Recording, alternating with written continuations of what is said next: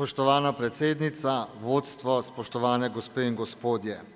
Krščanska demokracija, zagotovilo evropskosti, etničnega delovanja in gospodarske uspešnosti.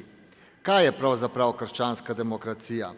Evropska politična zgodovina pojasnjuje, da se je povojna krščanska demokracija porodila kot nekako leva veja tradicionalizma, konzervatizma, da torej združuje socialno občutljivost in spoštovanje tradicionalnih vrednot.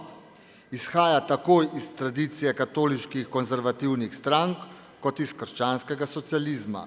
Značilna je za katoliške, pa tudi za nekatere protestantske dežele. V tem smislu nas krščanska demokracija umešča v evropski zahodni kulturni krog. Krščanska demokracija je po vojni v zahodni Evropi odprla pot kristjanom v politiko in pokazala, da je politika lahko etična in da je lahko namenjena tudi služenju. Takšno vizijo politike potrebujemo tudi danes v Sloveniji.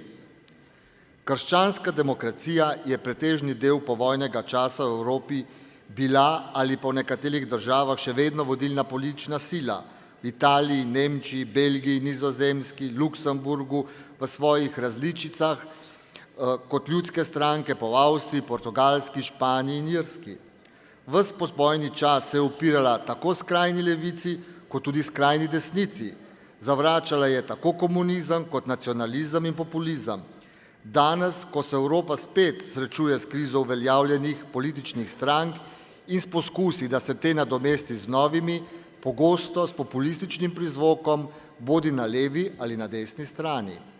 Krščanska demokracija je bila in ostaja tista politična opcija, ki je tudi v času hladne vojne vzdrževala stike s formalnimi ali neformalnimi političnimi predstavniki krščanskih demokracij, srednje in vzhodne Evrope izgnanstvu.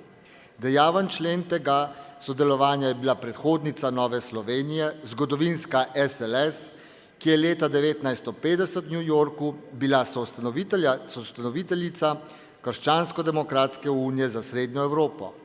Zgodovinska SLS je kasneje utirala pot slovenskim krščanskim demokratom v Evropsko zavezništvo krščanskih demokratov in nato tudi v Evropsko demokratično zvezo. Podpora teh dveh političnih skupin na čelu s tedanjim nemškim kanclerjem Kohlom je bila odločilnega pomena za priznanje slovenske samostojnosti.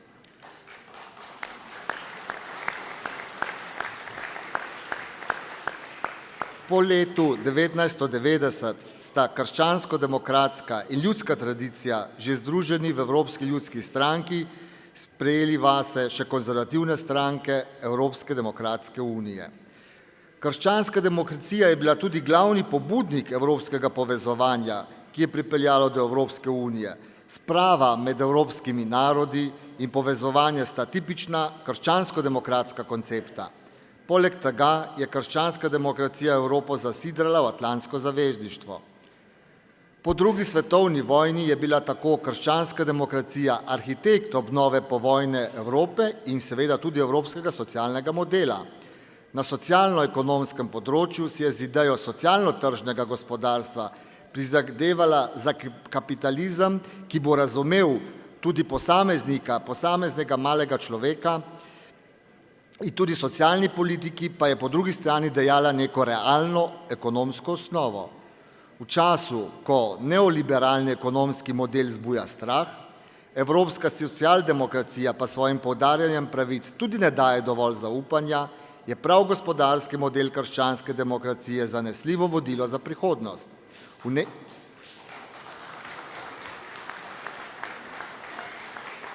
Nemčiji in tudi zlasti na Bavarskem vidimo, da je ta koncept danes aktualen, uporaben, da prinaša uspehe in gospodarsko rast, ne glede na splošno svetovno gospodarsko krizo. Torej imamo dobro osnovo, gradimo naprej in podimo naprej v prihodnost Nove Slovenije in naše domovine Slovenije s krščansko demokracijo.